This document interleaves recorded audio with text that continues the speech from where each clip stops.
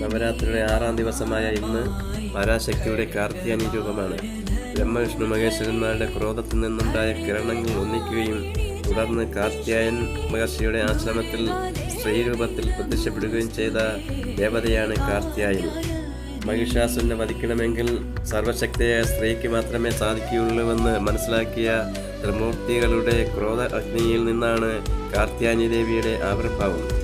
മഹിഷാസുരനെ വധിച്ച ദേവി പിന്നീട് മഹിഷാസുര മർദിനി എന്നാണ് അറിയപ്പെട്ടത്.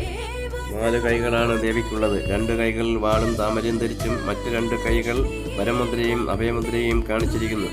സിംഹവാകയായ ദേവിയുടെ മുഖത്ത് ഭക്തന്മാരോട് വാത്സല്യവും ദുഷ്ടന്മാരോട് ക്രോധഭാവവും സന്ദർഭാനുസരണം പ്രകടമാക്കുന്നു. ദേവിക്ക് നിവേദ്യമായി സമർപ്പിക്കുന്നത് തേനാണ്.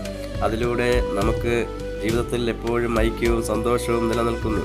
ദേവിക്ക് ചാരനിറമാണ് പ്രിയം.